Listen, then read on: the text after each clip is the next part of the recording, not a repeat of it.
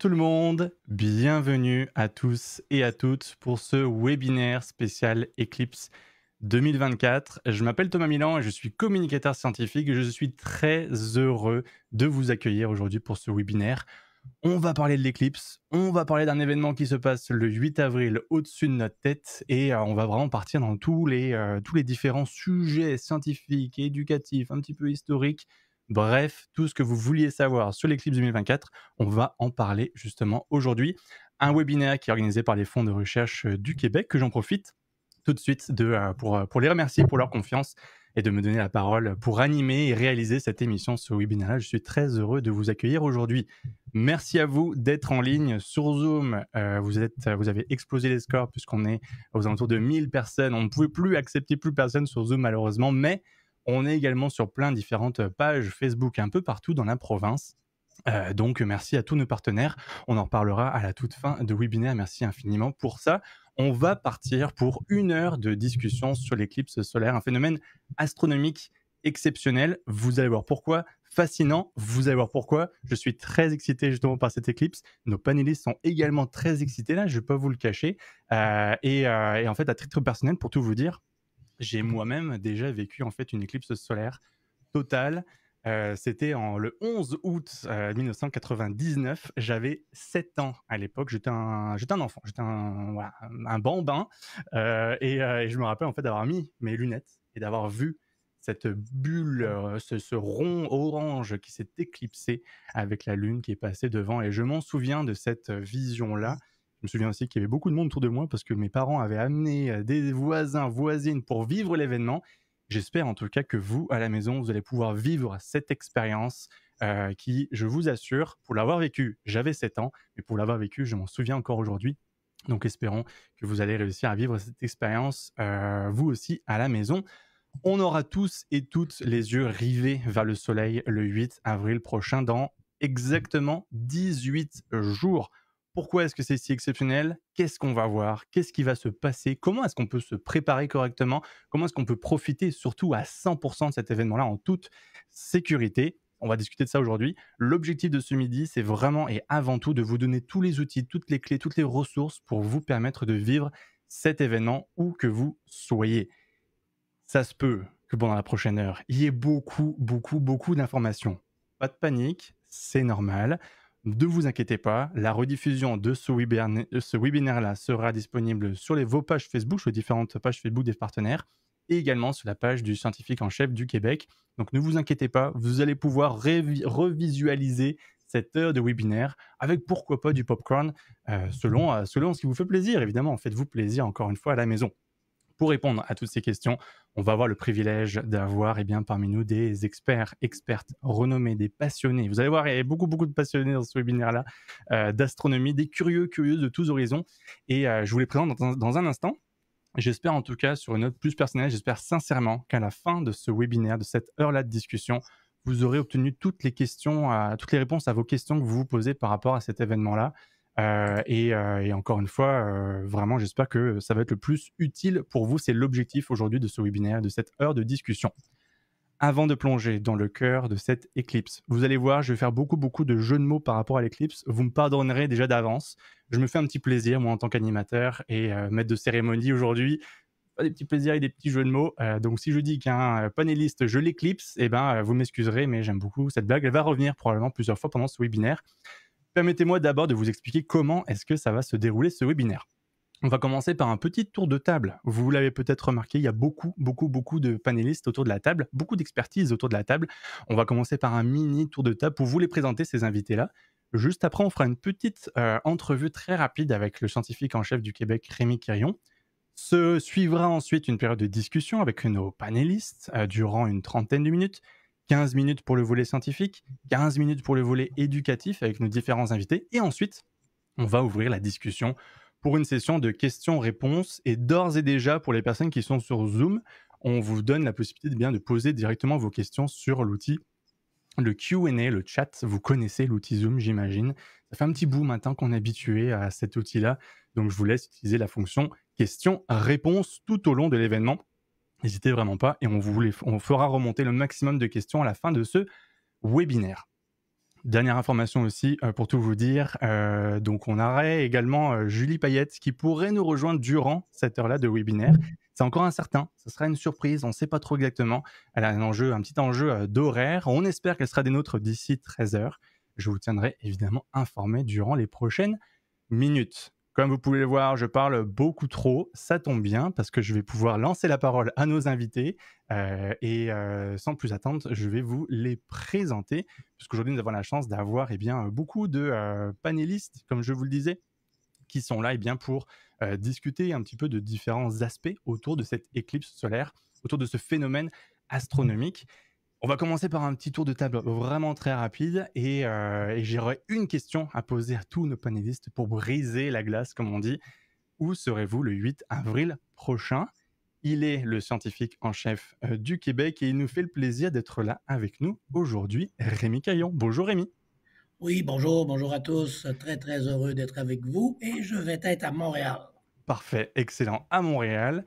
Merci beaucoup, merci infiniment d'avoir accepté notre invitation, Rémi Caillon. Merci d'être là. On partira pour une mini entrevue tout à l'heure, dans quelques instants. Elle est astrophysicienne, communicatrice scientifique et coordinatrice à l'éducation et au rayonnement de l'Institut Trottier de recherche sur les exoplanètes, ou IREX, à l'Université de Montréal. Elle nous fait plaisir d'être là. Il s'agit de Marie-Ève No. Bonjour Marie-Ève. Bonjour. Comment ça va? Ça va super bien. Très cool, très cool. Où serez-vous le 8 avril prochain? Moi, je vais être à l'Université de Montréal, puis c'est certain que je vais être aussi avec mes jeunes enfants de 5 et 9 ans, mon mari, ma sœur, ses enfants. C'est vraiment un rassemblement familial chez nous. Événement familial. On va revenir justement de profiter au maximum de cet événement-là. Ça va être un lundi, ça se peut éventuellement que vous travaillez, essayez de prendre off pour vivre cet événement-là à fond. On va en parler évidemment dans les prochaines minutes. Il est vulgarisateur scientifique, journaliste et président de l'Association des communicateurs scientifiques du Québec et également auteur d'un bouquin, on en parlera dans quelques instants, sur l'éclipse. Il s'agit de Joël Leblanc qui est là avec nous. Bonjour Joël. Bonjour Thomas. Comment ça va? Bonjour tout le monde. Je vais très bien, toi? Très bien, ça va très très bien. Question également pour vous Joël, où serez-vous le 8 avril prochain? Le 8 avril, moi je me déplace dans le coin de Sherbrooke, Offord, Lennoxville, dans ce coin-là. Parfait, excellent. Merci beaucoup Joël, merci également Marie-Ève, je ne sais plus si je vous ai remercié, merci encore infiniment pour d'avoir accepté notre invitation à participer à ce webinaire.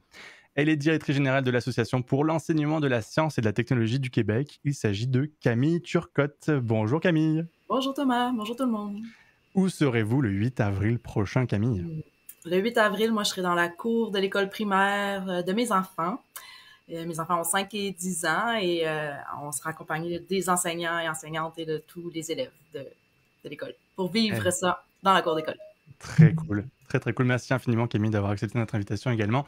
Et enfin, vous allez voir, il est accro à l'astronomie, il est surtout passionné de science autant que les panélistes qui sont autour de cette table sur ce Zoom. Et probablement qu'il a plus de connaissances, lui, à l'âge de 9 ans, que toutes les personnes ici réunies. Et on est vraiment très très content de l'avoir. Il s'agit de Lilan Olivier Harper. Bonjour Lilan. Bonjour. Comment ça va? Bien.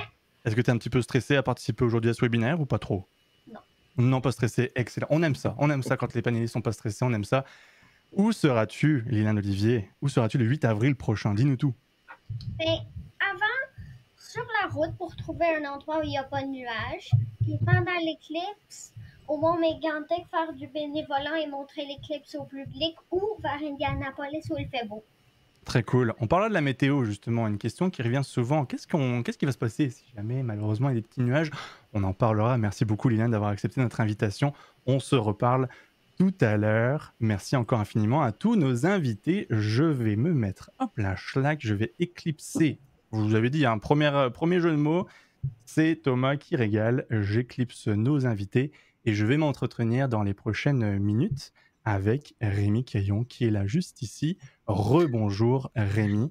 C'est très chouette encore une fois d'avoir autant de monde autour de la table pour parler de cet événement-là absolument incroyable. On a quelques minutes justement pour discuter un petit peu de cet événement-là. Quel est votre sentiment en tant que scientifique en chef du Québec, votre sentiment et votre niveau d'enthousiasme par rapport à l'éclipse qui s'en vient dans 18 jours? C'est fabuleux. Dans mon mandat de scientifique en chef, souvent on me demande ça fait quoi un scientifique en chef dans la vie, là? Ouais. Ah ben, un des éléments, c'est la promotion de la culture scientifique, la littératie scientifique. Qu'est-ce qu'il y a de plus intéressant que le ciel?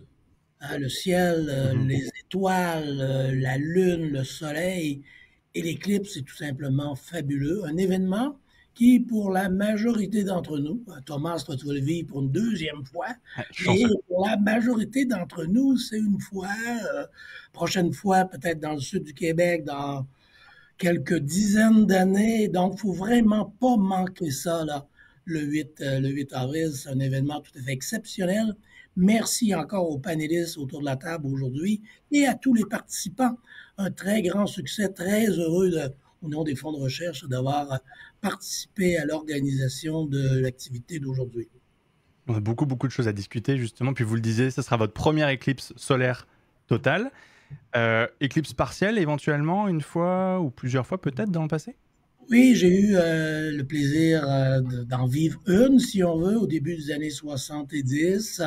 Si j'avais trouvé ça fabuleux. Donc, je peux seulement imaginer ce qu'un éclipse totale va amener.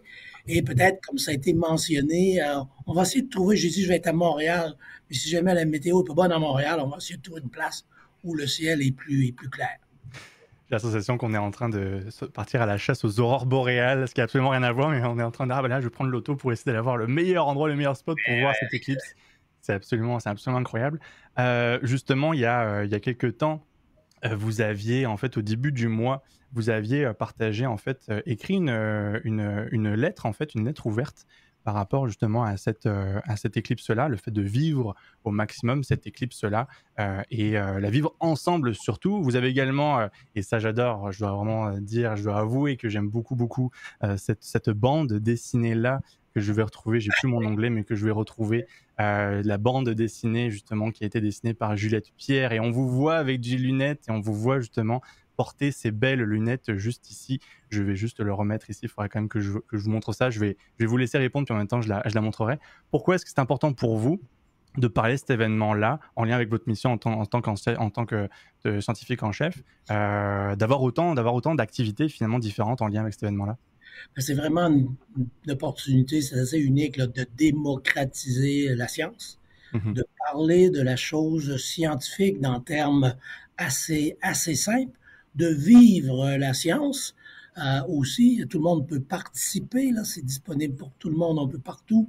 Donc, on espère que, pas seulement, oui, il y a beaucoup de gens autour de la table virtuelle aujourd'hui, mais on espère que la majorité de la population québécoise, dans certaines parties de la province, ça va être plus difficile de le voir, mais quand même, vraiment de profiter de cet événement-là. Et moi, j'espère que suite à l'éclipse, il va y avoir quelques personnes, quelques participants qui vont se dire, ah, ça a l'air le fun de la science, la recherche. Peut-être que je devrais penser à faire une carrière scientifique.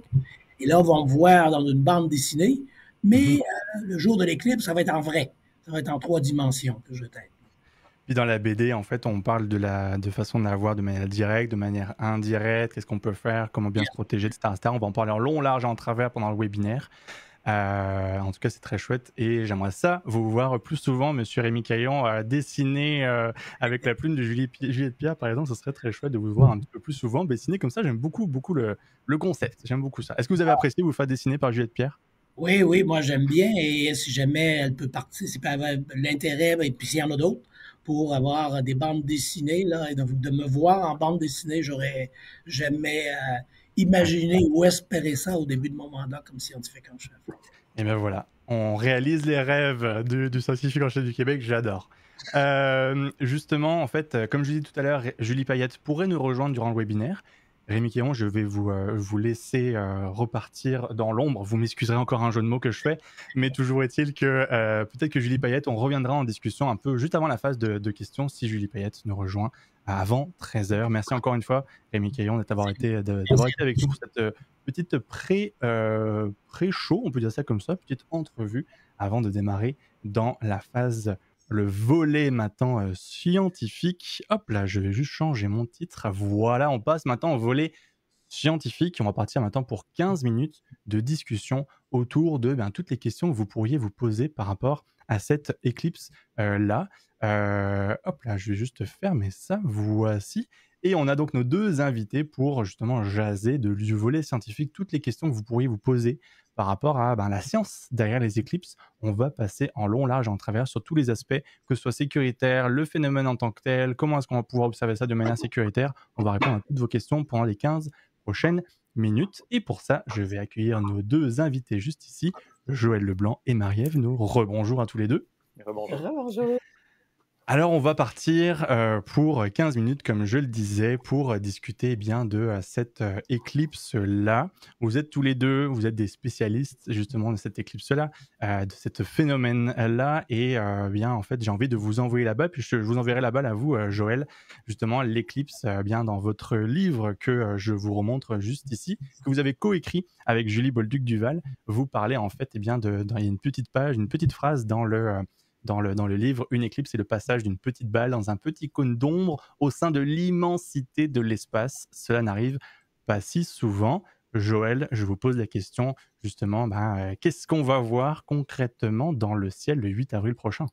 Oui, cette petite phrase-là, j'ai bien aimé la pondre parce que c'est en quelques mots, c'est ce qui m'a permis, personnellement, moi-même, puis ensuite, j'espère pour les lecteurs et les lectrices, de saisir la rareté de ce phénomène-là. Et quand on parle d'alignement là, des astres, la Terre, le Soleil, la Lune, on est dans de la finesse, on est dans un alignement très fin, très, très minutieux.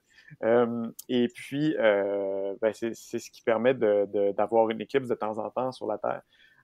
On dit rareté, c'est qu'à l'échelle astronomique ou à l'échelle cosmique, ou en tout cas à l'échelle des astres, les éclipses sur Terre ne sont pas si rares que ça. Il peut y en avoir 1, 2, 3, 4 par année, sauf que d'avoir la chance d'être au bon endroit pour que l'ombre de la Lune nous tombe dessus pendant une de ces éclipses-là, ça, c'est beaucoup plus rare. Il y a très peu de probabilité quand on est sur la Terre, quelque part, qu'au moment d'une éclipse, on soit dans l'ombre de la Lune. Et puis, c'est ça qui va arriver le 8 avril pour le sud du Québec. Puis, en gros, tu te demandais, Thomas, qu'est-ce qui va se passer? Imaginez cette petite balle-là, qui est la Lune, qui va simplement comme ça passer devant... Je suis le Soleil aujourd'hui, je me prétends lumineux. Qui va passer devant le Soleil. C'est sûr que si je la passe ici, ça ne cache pas grand-chose, mais si je passe ici, suffisamment près, voilà, le Soleil est caché complètement. C'est ce qui va se passer lors de l'éclipse, c'est que la Lune va être tellement près de nous, entre gros guillemets, parce que la distance entre la Terre et la Lune varie de temps à autre, elle n'est pas toujours à la même distance de nous. Là, elle va être suffisamment proche de nous pour nous sembler assez grosse pour cacher le Soleil. Donc, elle va passer comme ça devant le Soleil et momentanément, elle va le masquer complètement. Elle ne va pas s'arrêter comme je le fais en ce moment, elle va continuer sa trajectoire. Et puis, c'est ce qu'on va voir dans le ciel le 8 avril. Très chouette. Et dans votre livre, justement, Joël, vous parlez un tout petit peu de l'aspect aussi historique des éclipses. Et en fait, notre compréhension scientifique, elle est quand même relativement récente du phénomène d'éclipse. Oui. Dans la grande histoire de l'humanité, ça fait à peine 400 ans qu'on commence à découvrir les clés là, pour ça. C'est avec Copernic, Galilée et les bases de l'astronomie moderne qu'on a commencé à comprendre c'est quoi ça, les éclipses. Mais bien avant ça, on n'en avait pas trop d'idées. Dans l'Antiquité, il y a eu quelques idées pas trop mauvaises qui sont sorties de temps à autre, puis des idées pour tenter de mesurer certaines choses, puis des distances dans l'espace. Mais bon, c'était encore les balbutiements. Et puis bien avant ça, tous les peuples humains de la Terre qui ont vécu une éclipse, contrairement à nous où on sait qu'elle arrive depuis plusieurs années, à ce moment-là, c'était toujours une surprise. Une éclipse solaire, c'est tout à coup, le soleil s'éteignait. Et puis, on peut deviner la crainte, la frayeur que ça pouvait provoquer chez nos ancêtres. Et il y a encore beaucoup d'émotions qui vont être provoquées. Il y a plein de vidéos sur le web des foules, des gens qui assistent à une éclipse et on entend la clameur, on entend l'émotion, on voit des gens crier, pleurer. C'est très... on ne voit pas une éclipse, on la vit, semble-t-il, et j'ai bien hâte de vivre la mienne le 8 avril. Marie-Ève, j'ai envie de vous envoyer la balle. Joël a mentionné le fait que ce soit le côté exceptionnel, mais tout dépend de l'échelle, tout dépend finalement de notre cadre de comparaison, finalement, tout est relatif, la fréquence. C'est un peu une histoire, c'est vraiment une histoire d'alignement des astres. Donc, il faut vraiment être là au bon moment et surtout au bon endroit. En fait, les deux, je dis surtout, mais tous les deux sont importants. Oui, les deux sont importants. Donc, quand on parle d'une éclipse solaire, hein, c'est le soleil qui est caché et il est caché par notre lune. Donc, ça implique un alignement très, très, très fin, comme Joël le disait, là, entre le soleil, la lune et nous sur Terre. La lune est relativement petite, mais comme Joël le disait, elle est assez proche pour nous cacher le soleil. Elle a en fait à peu près la même taille dans le ciel que le soleil par une coïncidence qui est assez spéciale. Donc, le fait que la lune soit environ 400 fois plus petite que le soleil, mais aussi environ 400 fois plus proche que le soleil, ça fait que les deux astres peuvent avoir la même taille dans le ciel. Donc, on est très chanceux de pouvoir profiter de cette coïncidence cosmique pour pouvoir avoir vraiment le phénomène des éclipses solaires totales, c'est-à-dire, là, on parle de quand la lune cache parfaitement le soleil. Et puis oui, effectivement, quand on parle de cette petite bande, cette petite ombre de la Lune qui tombe sur la Terre, eh bien, l'ombre de la Lune qui tombe sur la Terre, là, c'est pas très grand. On parle d'un cercle d'environ un peu moins de 200 km de large. Et puis, comme la Lune continue de se déplacer autour de la Terre, ça va balayer une bande. Et cette fois-ci, le 8 avril, cette bande-là, ben, elle passe par chez nous. Donc, elle va balayer toute l'Amérique du Nord, en fait, en partant du Mexique, en passant par les États-Unis et en finissant au Canada. Donc, on va vivre ce moment-là, non seulement avec tout le Québec, mais avec toute l'Amérique du Nord. C'est très excitant. Et puis, justement, pour les personnes qui sont dans la toute petite bande là, centrale à l'éclipse, il va y avoir un court moment où l'éclipse va être totale. Et là, c'est très, très court, hein? Quelques secondes à quelques minutes au maximum, selon le lieu précis où vous êtes. Plus vous êtes proche de la bande, du centre de la bande de totalité, et plus vous allez avoir longtemps de cette éclipse totale.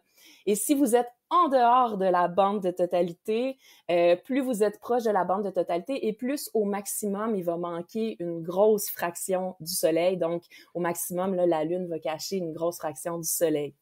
Donc Marie-Ève, c'est important, par exemple, si on habite à Laval, on aurait juste en fait la partie partielle, mais le fait de faire quelques petits kilomètres, on pourrait descendre dans cette bande de totalité qu'on voit justement sur la diapositive là. Tout à fait. Puis tu sais, on en a parlé, on l'a évoqué un petit peu, une éclipse solaire, des éclipses solaires, il y en a quelques-unes par année, quelque part sur Terre. Mais quand on parle en un lieu donné, là, nos collègues de l'Astrolabe du Mont-Mégantic ont calculé que c'est à peu près à tous les 2 ans et demi qu'on va avoir la chance d'avoir une éclipse solaire partielle. Donc, ce qui explique que moi, j'en ai vu une en 2021, j'en ai vu une en octobre dernier, j'en ai vu une en 2017. Donc, il y a peut-être quand même pas mal de Québécoises, Québécois qui ont eu la chance de voir une éclipse solaire partielle. Mais les éclipses solaires totales, de se trouver là, dans cette mince bande là, de l'ombre là, de la Lune, ça, c'est rarissime, on peut dire, à un endroit donné, quelque part sur Terre tous les 18 mois, mais être au bon endroit, au bon moment, ça, c'est vraiment l'événement d'une vie. Ça arrive une fois toutes les quelques centaines d'années. Par exemple, pour Montréal, la dernière éclipse totale était en 1932. Et puis, pour le Québec au complet, là, il y en a une qui a frôlé le nord du Nunavut en 1979. Sinon, c'était 1972, 1963. Il y en a peut-être qui ont eu la chance de voir ces événements-là, mais c'est très, très rare. Donc, ça vaut la peine. Puis, il y a un petit jeu mathématique que j'aime faire. C'est même pas mathématique, mais des fois, on donne des notes, hein, à quel point... Ouais. Parce que là, on entend souvent parler de phénomènes astronomiques qui sont supposément extraordinaires dans le ciel. Puis moi, évidemment, je suis emballée à chaque fois. Je suis astronome, puis je connais plusieurs jeunes, plusieurs adultes qui le sont tout autant. Mais il y en a des fois qui regardent ça puis qui disent « Bah là, il me semble que c'était pas si épatant que ça. » Mais l'éclipse solaire totale, je veux juste vous dire, ça, c'est la vraie affaire. Donc, si on donnait une note sur 10 à tous les événements que vous pouvez voir dans le ciel, que ce soit pluie d'étoiles filantes, aurore boréale, conjonction planétaire, superlune, eh bien, les éclipses solaires partielles, ça serait à peu près un 9 sur 10. Là. C'est vraiment un bel événement. Donc, par exemple, pour les gens de Laval, de Québec, du bas du fleuve, de l'Abitibi, du Saguenay, c'est ça que vous allez avoir droit à un 9 sur 10. Ça se manque pas. Mais une éclipse solaire totale, on parle d'un 1000 sur 10. Là, vous allez me dire que je sais plus compter, mais non, je sais compter. Ce qu'on veut dire par là, c'est que ça dépasse un peu tout ce qu'on a connu en termes de rareté, mais aussi en termes d'intensité. Donc, si c'est possible pour les gens des régions que j'ai nommées de se déplacer là, de quelques kilomètres, quelques centaines de kilomètres, allez-y, parce que ça, c'est l'événement d'une vie, puis c'est un 1000 sur 10. Mais si vous pouvez pas y aller, ben regardez quand même, profitez du moment du 9 sur 10. Puis justement, je montre juste l'image de savoir, ok, ben, si vous êtes au Québec, dans la province, vous voyez l'éclipse totale qui va vraiment être cette ligne-là, puis la zone de totalité ici, puis au-dessus, l'éclipse partielle. Vous en avez parlé justement, Marie-Ève, de cette différence entre les deux. Donc ça vaut la peine de descendre un petit peu pour essayer de les voir du côté en direction plus de Sherbrooke, par exemple, d'aller voir justement ici, dans cette région-là, pour vivre à 100% ou à 3000%, ou à, en tout cas, mettez-vous la note que vous voulez, mais en tout cas, ça tend vers plus l'infini, si vous me passez l'expression, de regret, de cool de cet événement-là, et d'excitation, évidemment, pour cet événement-là. Joël, je vous renvoie la balle, parce que c'est un événement, on en a un petit peu parlé avec les panélistes au tout début, certains des panélistes vont être là avec la famille, avec les enfants, en tout cas, il y a un événement un peu... dimension-là, de ne pas vivre cet événement-là tout seul dans son coin. Il y a quand même beaucoup d'événements qui vont se passer un peu partout au Québec. Et en fait, je vais vous envoyer sur, justement, bah, si vous êtes intéressé par savoir quoi faire dans votre coin, n'hésitez pas. Vous avez cette ressource-là, eclipsequebec.ca. Vous avez les activités et les lieux. N'hésitez pas à aller voir tout ça. Puis Joël, je vous envoie la balle. C'est une liste non exhaustive que vous avez juste ici.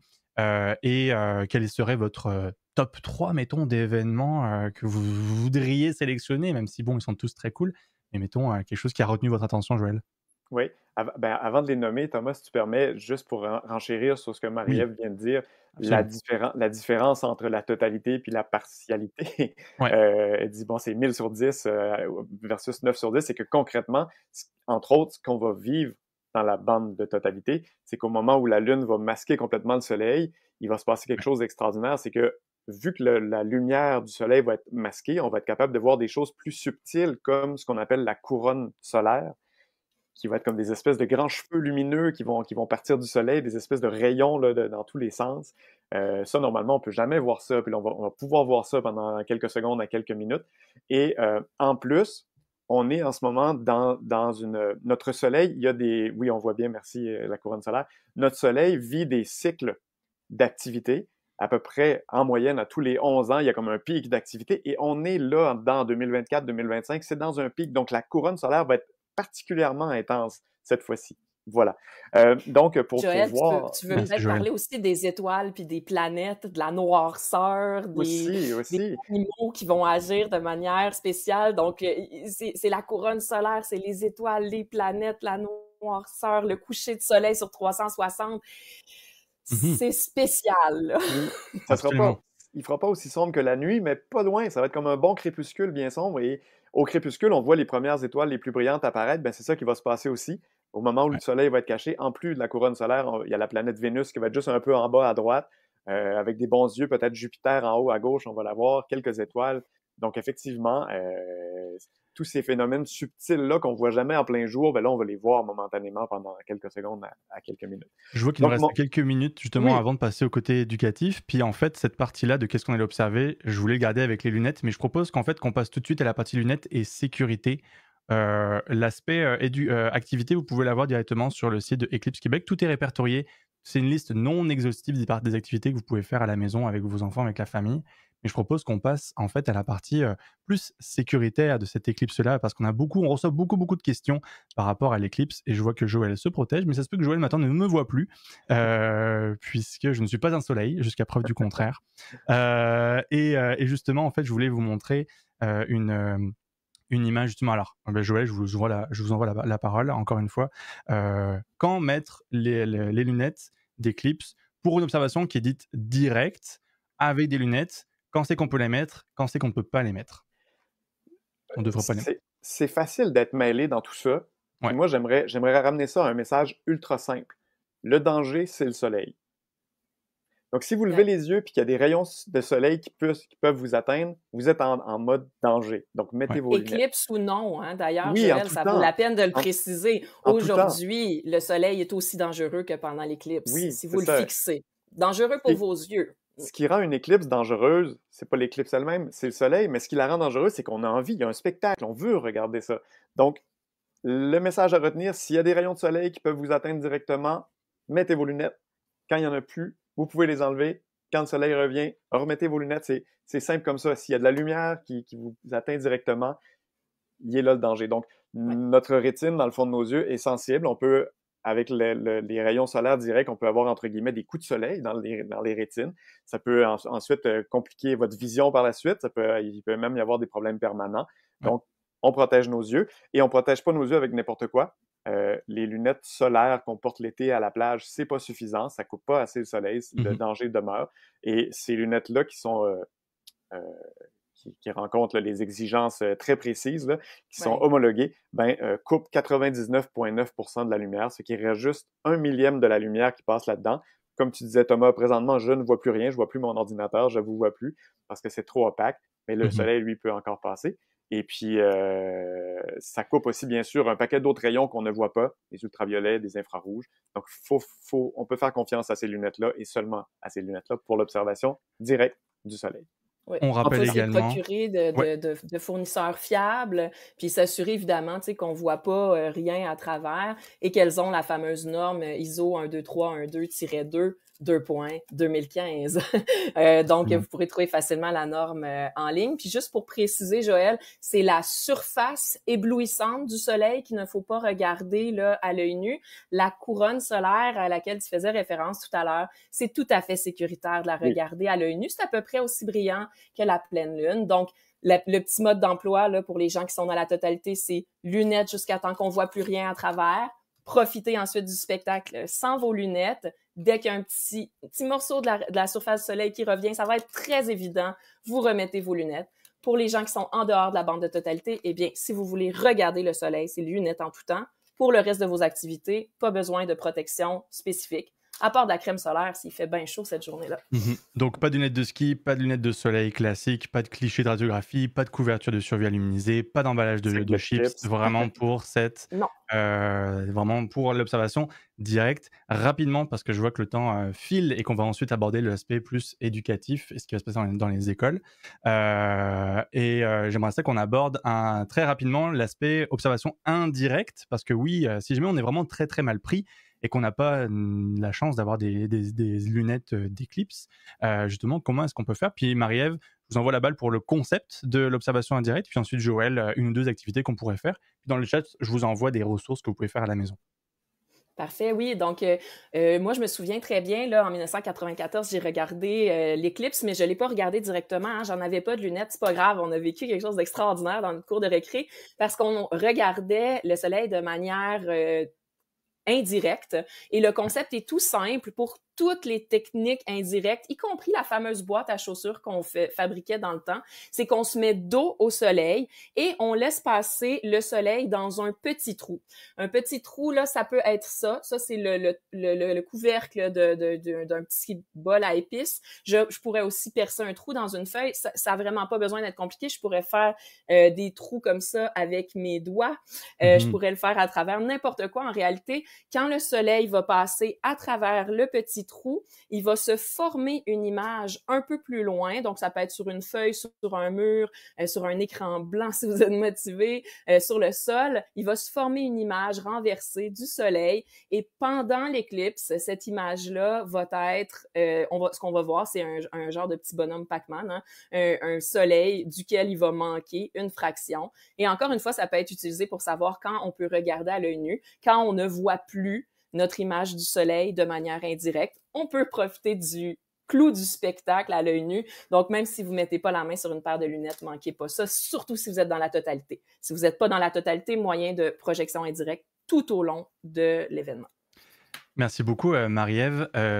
Joël, vous voyez, Marie-Ève, vous avez un petit peu parlé justement de la boîte à chaussures, puisque vous pouvez faire comme écran finalement. Je vous partage juste ici aussi une passoire. Ça fonctionne très bien, les passoires. Vous passez directement, vous placez au soleil avec un écran blanc derrière. Hop, vous pouvez voir directement le soleil, la projection du soleil.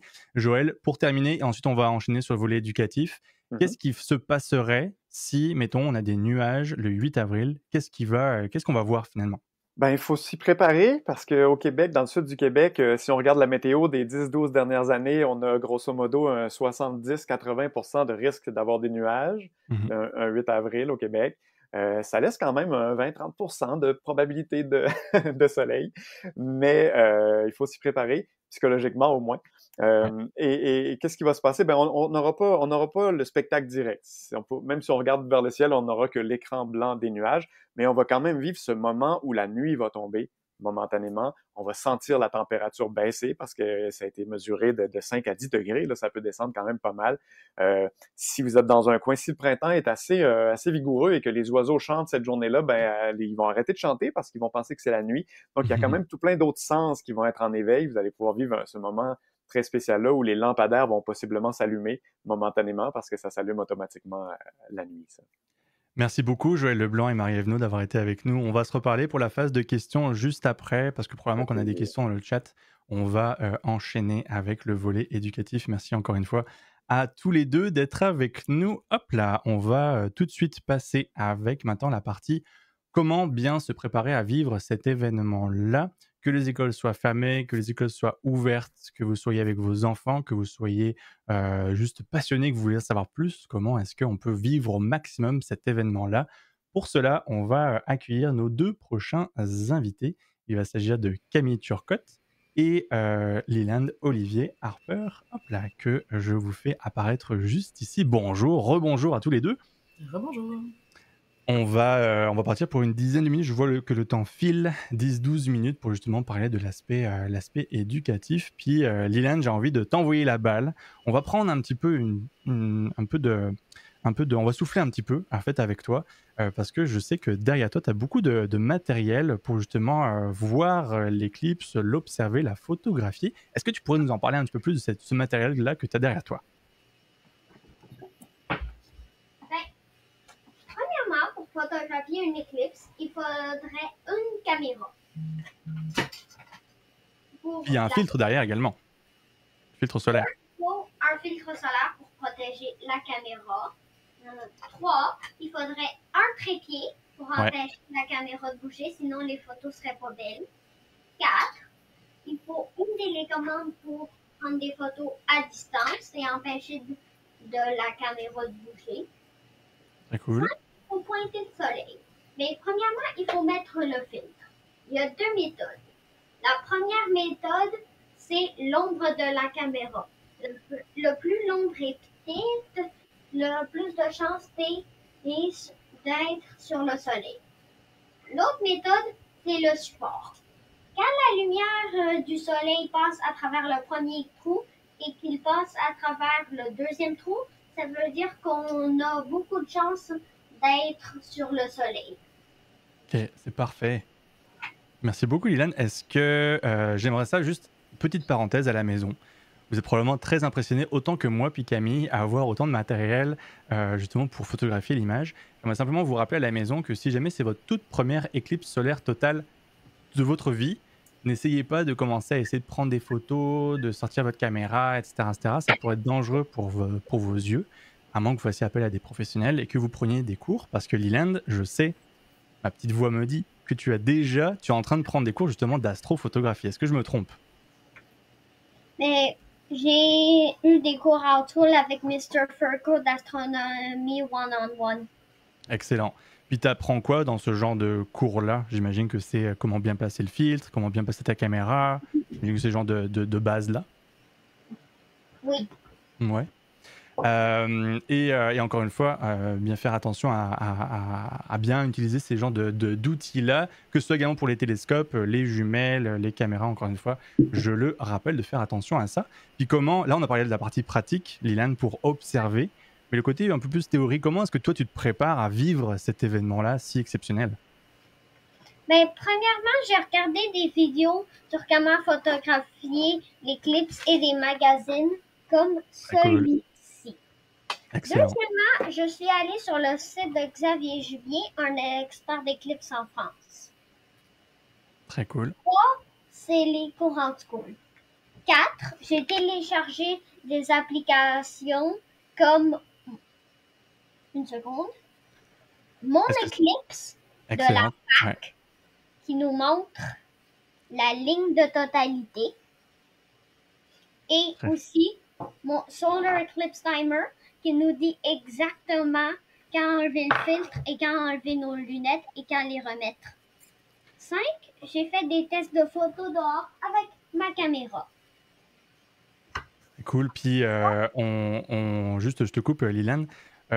C'est une évidence de vous dire que Lilan est très emballé par l'Eclipse. Il a vraiment très, très hâte à l'Eclipse. Petite parenthèse par rapport à cette application-là, mon Eclipse, puis Camille, peut-être que vous pourriez aussi compléter, mais faire bien attention, en fait, mon Eclipse, l'application-là, vous permet en fait de savoir quand c'est que vous pourriez éventuellement enlever vos lunettes pour voir le spectacle.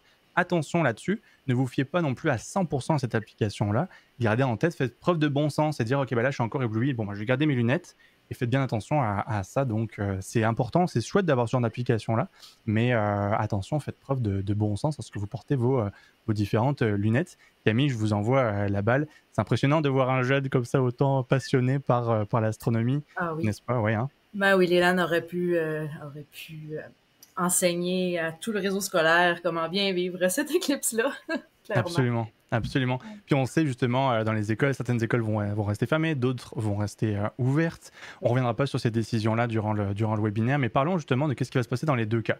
Parlons d'abord des écoles qui vont rester ouvertes. Comment les enseignants et enseignantes se préparent à vivre cet événement-là avec les élèves? Oui, en fait, ça fait... il y a tout un écosystème qui est mis en branle depuis 2022 pour bien préparer le milieu, pour bien informer tous les acteurs du milieu scolaire, donc les outiller, les informer, former les enseignants, les enseignantes.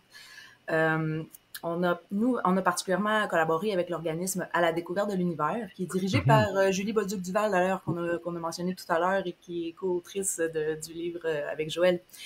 Donc, Julie et son organisation, c'est pas mal la référence là, depuis bientôt 15 ans sur la formation continue des enseignants en astronomie. Ouais.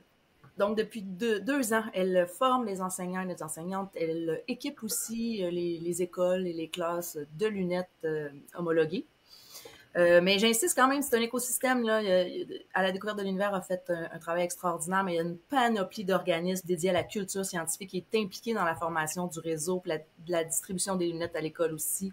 L'Institut Trottier de recherche sur les exoplanètes, dont fait partie Marie-Ève, le Centre des sciences de Montréal, le Planétarium, l'Astrolabe du Parc national du Mont-Mégantic, la Fédération astronomes amateurs du Québec aussi, École en réseau. Bref, j'ai peur d'en oublier. J'en oublie certainement. Il y a tout plein de scientifiques aussi qui se sont impliqués dans les classes auprès des écoles. Voilà. Donc, puis sur le terrain aussi, ben, les enseignants de sciences sont bien au fait de cet événement-là qui s'en vient. Ils sont enthousiastes, ils se préparent depuis des mois. Je veux mentionner les conseillers pédagogiques aussi en sciences et techno qui sont hyper actifs sur le terrain pour préparer les écoles. Donc, puis nous, à l'association, on est là justement pour... en fait, on est comme un peu au cœur de cet écosystème-là pour diffuser l'information, inciter nos membres à utiliser les ressources qui existent, les faire connaître les organismes qui sont là pour bien les préparer.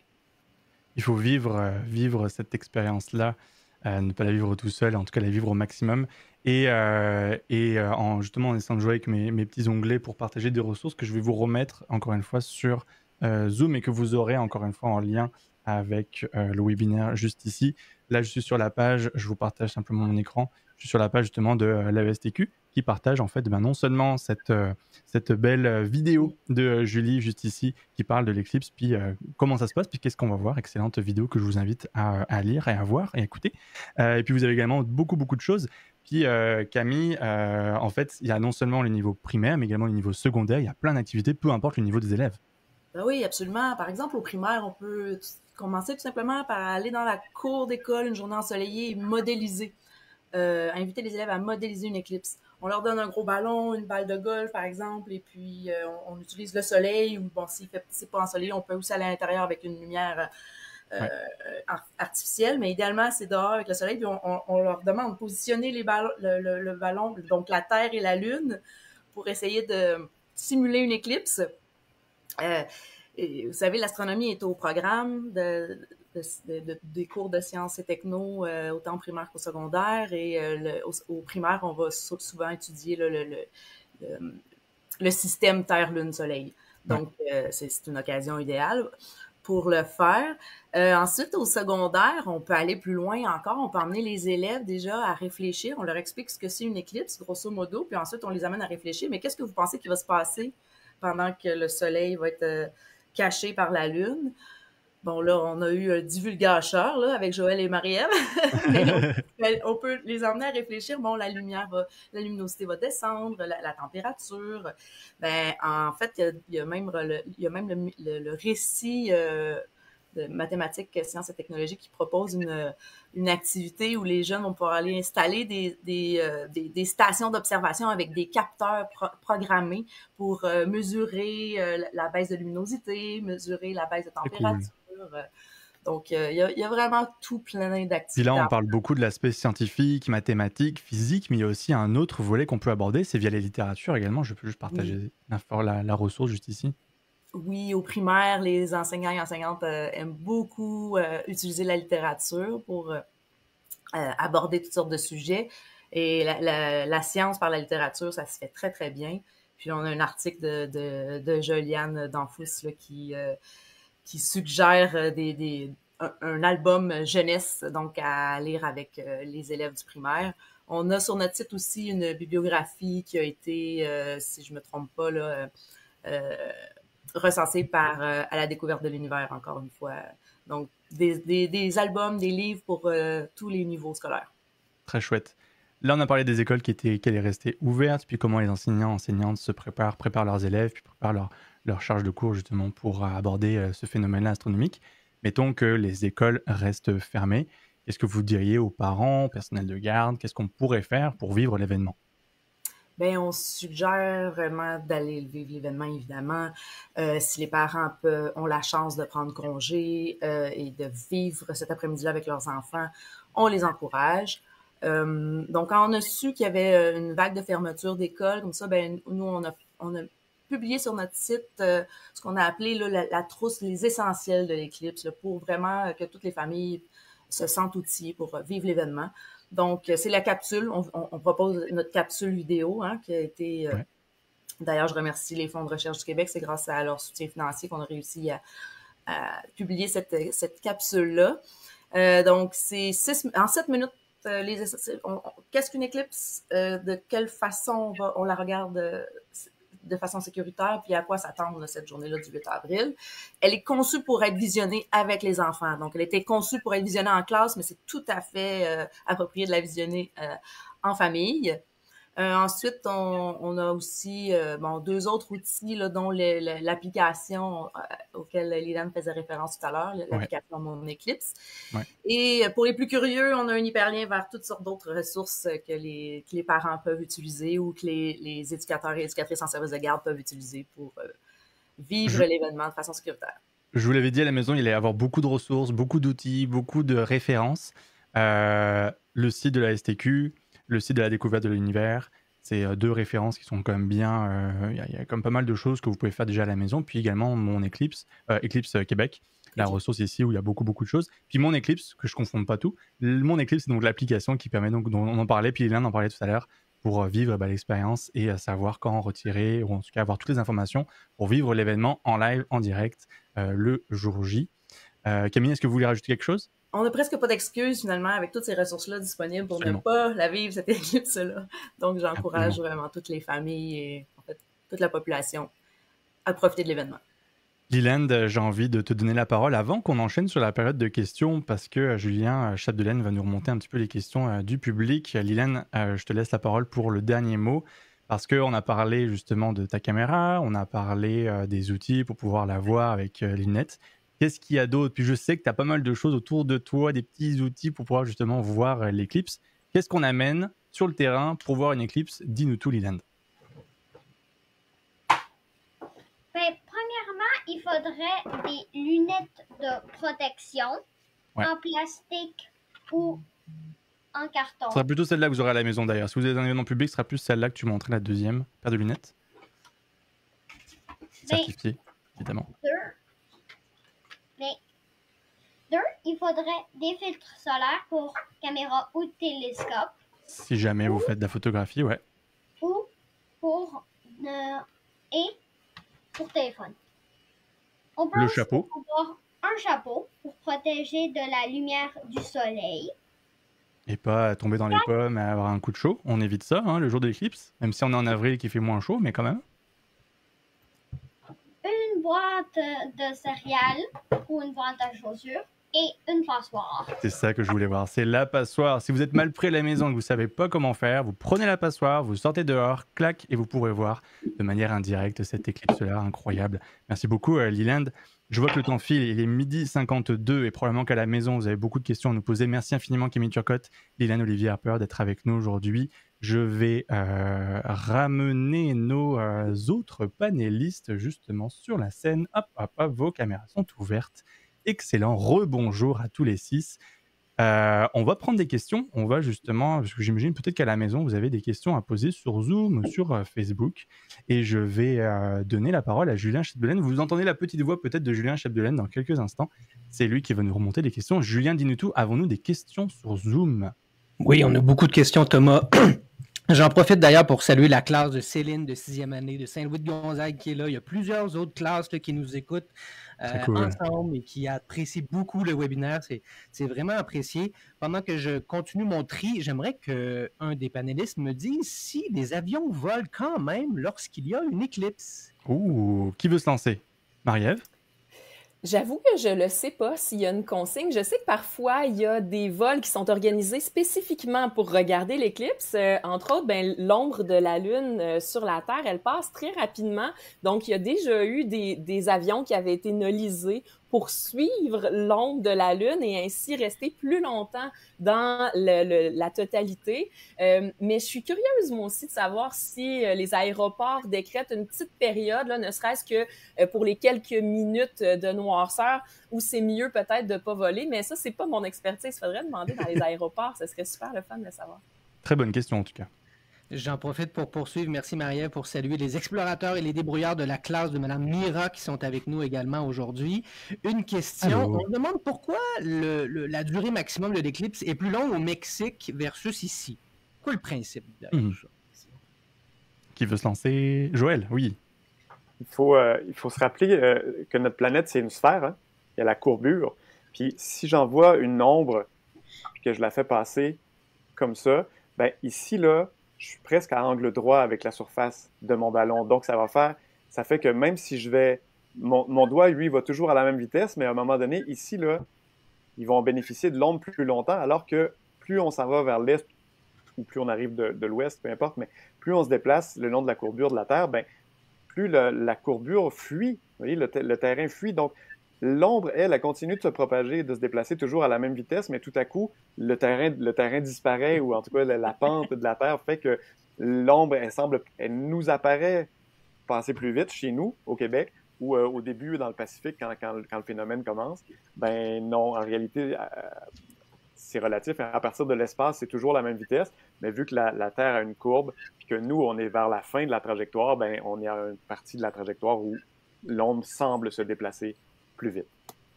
Merci Un beaucoup, jeu Joël, d'ombre. pour ces explications. Un jeu d'ombre, c'est ça, exactement. À tester avec le ballon et la balle de golf au préalable dans la cour d'école. On peut modéliser ça. On me pose des Julien? questions sur les éclipses lunaires. Quelle est la différence entre Ah ouais, c'est vrai qu'on n'a pas eu le temps d'aborder les éclipses lunaires, mais oui, Marie-Ève, je vous laisse la parole pour parler des éclipses lunaires. Oui, je suis contente qu'on aborde les éclipses lunaires parce que ça aussi, c'est un phénomène qui est vraiment très chouette. Là. Je sais pas trop combien ce serait sur mon échelle. Peut-être un petit peu moins que le 9 sur 10 là, de l'éclipse solaire. Les éclipses lunaires, le nom le dit, hein, c'est la Lune qui va être cachée. Éclipse solaire, soleil caché. Éclipse lunaire, Lune cachée. Et puis, c'est un phénomène qui est un petit peu plus fréquent. En fait, astronomiquement parlant, là, c'est à peu près aussi fréquent que les éclipses solaires. C'est juste que quand il y a une éclipse lunaire, c'est toutes les personnes qui sont du côté nuit qui peuvent voir l'éclipse lunaire comparé à une éclipse solaire où là, c'est vraiment une toute petite bande sur Terre qui peut profiter du spectacle total, puis une bande un peu plus large, mais quand même pas tout le côté jour qui peut profiter de l'éclipse solaire partielle. Donc, pendant une éclipse lunaire, ce qu'on peut s'attendre, c'est pas que la Lune devienne complètement noire, mais plutôt qu'elle prenne une teinte rougeâtre. Ça, c'est dû au fait qu'on a une atmosphère autour de la Terre. Donc, l'alignement, ça va être Soleil-Terre-Lune au lieu d'être Soleil-Lune-Terre. Donc, quand il y a Soleil-Terre claire-lune, il va y avoir des petits rayons du soleil qui vont quand même arriver à la surface de la Lune et qui vont la rendre rouge.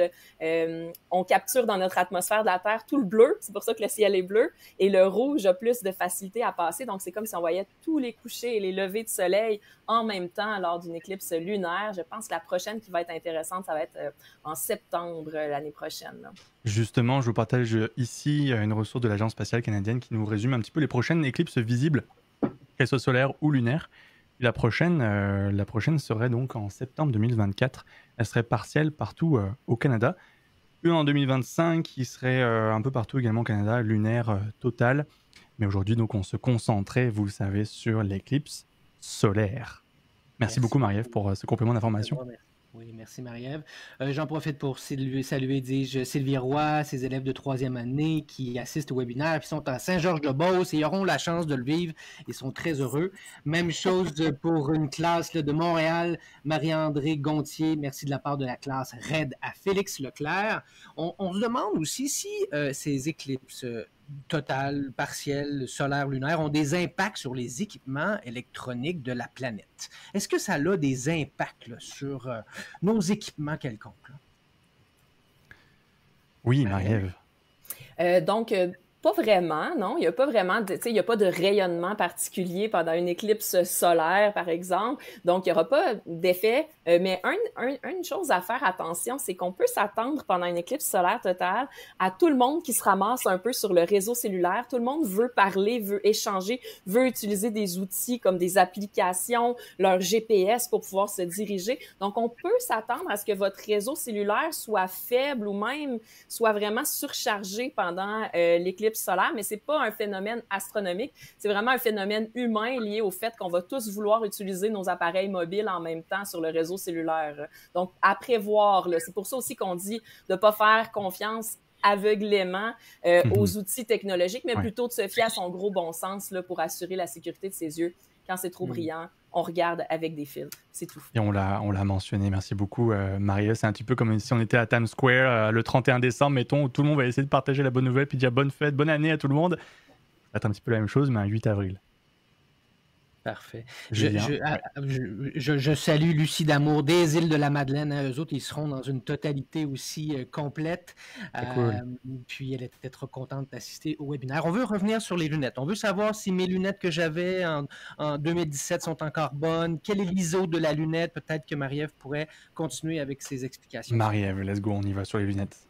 Tout à fait. Donc, moi, je suis rendue très familière avec la fameuse norme. Là, c'est difficile pour moi de la tenir droit, mais c'est ISO 12312-2, 2.2015.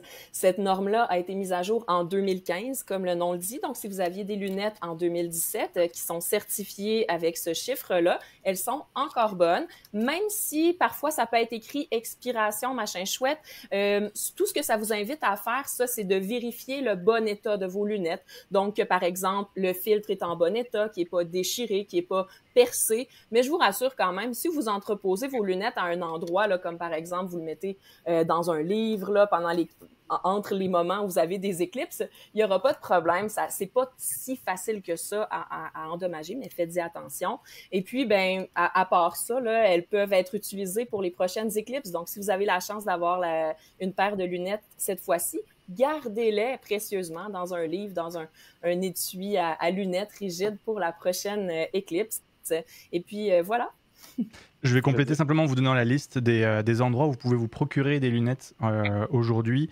On est le 21 mars, donc ne traînez pas trop pour justement essayer de vous procurer. Vous avez toutes les informations ici. Je vous le remets encore une fois dans le chat pour que vous ayez l'information pour récupérer vos lunettes. Merci beaucoup, Marie-Ève.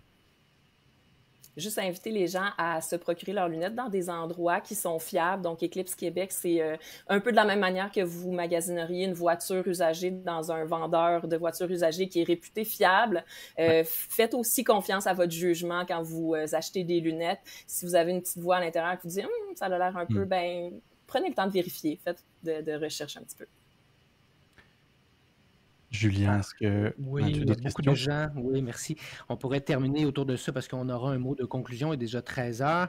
Ouais. On se demande, là, on a compris, je pense, qu'on se concentre sur nos lunettes d'éclipse. On a compris qu'on essaie de pas trop utiliser nos téléphones, mais les gens souhaiteraient quand même, peut-être, ils posent la question, puis-je mettre, par exemple, ma lunette d'éclipse devant mon téléphone et prendre une photo? Est-ce que ça sert à quelque chose de faire ça? C'est possible de faire ça, sauf que vous n'allez pas avoir une très bonne photo. Donc, en particulier pendant la totalité, bien sûr, pourquoi pas prendre une photo rapidement. Pendant la totalité, si vous avez la chance là, d'être dans la bande de totalité, il n'y a pas de danger pour vos appareils photo. Vous pouvez prendre des photos sans filtre. Mais tu sais, ça dure pas longtemps. Hein? Donc, même si vous avez la possibilité de le faire, on vous encouragerait à laisser de côté la technologie puis vraiment le vivre. Là. Tu sais, comme un enfant qui déballe son cadeau de Noël. S'il est en train d'essayer de prendre un enregistrement de lui qui déballe son cadeau, c'est peut-être pas la meilleure manière de le vivre. Donc, qui déballe son cadeau, qui en profite de son cadeau à l'écart de la technologie. Si pendant la phase partielle, vous voulez prendre des photos avec vos appareils cellulaires, vous devez avoir un filtre sur sur la lentille de votre appareil cellulaire parce que votre appareil ne veut pas fixer non plus le soleil, mais ça devient très délicat de faire les ajustements en protégeant vos propres yeux. Donc, on le recommande pas non plus. Vos photos, ils vont pas être bonnes de toute façon. Donc, il y aura en masse d'astrophotographes comme Leland qui vont prendre des bonnes photos puis qui pourront les partager. Vous, gravez vos souvenirs dans votre mémoire. Absolument, En effet. absolument. Merci La beaucoup de nature l'avoir nous répété offre encore une fois, Marie-Ève. Julien, est-ce que tu voulais enchaîner sur une autre question? Qui c'est qui voulait excuser? Camille? Non, c'est ça? Non, j'allais dire, la nature nous offre un spectacle extraordinaire. Profitez juste de la nature. Point. En effet. Il y a Absolument. plusieurs personnes qui nous suggèrent également de prendre des photos des gens qui regardent l'éclipse plutôt pour se rappeler un peu le moment dans lequel ils étaient, tout en regardant, bien sûr, avec ses lunettes de protection, l'éclipse totale. Donc, je vais m'arrêter là pour les questions. Je pense qu'il y en a plusieurs qui ont été répondues en direct. Vous avez le site d'éclipsequebec.ca qui regroupe l'ensemble des informations. Vous avez aussi la Fédération des astronomes amateurs avec l'application Mon Éclipse. Je voudrais que les ressources sont incroyables. Un gros travail qui a été fait. J'en profite pour remercier tout le monde autour de la table qui a mis la main à la pâte depuis au moins 2 ans pour cet événement-là. Donc, merci beaucoup. Et Rémi te rejoint, je crois, Julien. Donc, merci infiniment, encore une fois, Camille Turcotte, Joël Leblanc, Liliane Olivier-Harper, Marie-Ève No et Rémi Quirion d'avoir été avec nous aujourd'hui, d'avoir pris de votre temps pour qu'on jase de l'éclipse solaire 2024. Je vais me permettre un dernier jeu de mots, je vais vous éclipser, ou en tout cas je vais prendre la place pour justement conclure et vous remercier à la maison d'avoir été là, d'avoir été avec nous pour partager toutes ces connaissances par rapport à l'éclipse 2024. J'espère en tout cas que vous aurez appris des choses aujourd'hui et que vous avez reçu toutes les réponses, en tout cas la majeure partie des réponses à vos questions que vous vouliez avoir, en tout cas que vous vous posiez ces questions-là. N'hésitez pas encore une fois à aller voir sur les différentes ressources que vous pouvez trouver. On en a beaucoup parlé aujourd'hui, il y a beaucoup de choses, beaucoup d'informations. N'hésitez pas à prendre le temps d'aller vous renseigner et de regarder un petit peu les différentes ressources. Donc merci à vous d'avoir été si nombreux à nous écouter aujourd'hui pour ce webinaire sur l'éclipse 2024. Vous êtes curieux et si vous aimez, si vous adorez l'actualité scientifique autant que moi, je vous invite à suivre la page du scientifique en chef du Québec sur Facebook et également sur Instagram. Je vous le garantis, il y a des petites pépites. Vous allez apprendre des choses, donc n'hésitez pas à suivre la page Facebook et Instagram. Merci un tout particulier à Julien Chapdelaine de m'avoir embarqué dans cette aventure. Merci pour toute la liberté que tu m'as laissée à la réaliser, cette émission-là. Et la construction de ce webinaire-là. Et encore une fois, merci au Fonds de recherche du Québec de m'avoir fait confiance pour animer et réaliser cette émission-là. Merci également à nos 16 partenaires de diffusion d'avoir partagé cet événement-là, à vos abonnés, à vos fans sur les différentes pages Facebook. On va quand même prendre le temps de les citer. Éclipse Québec, les magazines Les Débrouillards, Les Explorateurs et Curium, la Fédération des astronomes amateurs du Québec, l'Institut de recherche sur les exoplanètes ou IREX. On avait Marie-Ève No avec nous, la représentante de l'IREX, le Centre de recherche en astrophysique du Québec, le Cœur des sciences UQAM, l'Association des communicateurs scientifiques, Science à la carte, c'est moi, l'Agence Science Presse, la Science d'abord, Savoir Média, l'AESTQ, on avait la représentante avec Camille Turcotte, la directrice, l'Espace pour la vie et son planétarium, et également le Cosmodome. Je m'appelle Thomas Milan et je vous remercie infiniment d'avoir été avec nous. Bonne éclipse, bonne fin de journée et à très bientôt j'espère. Au revoir.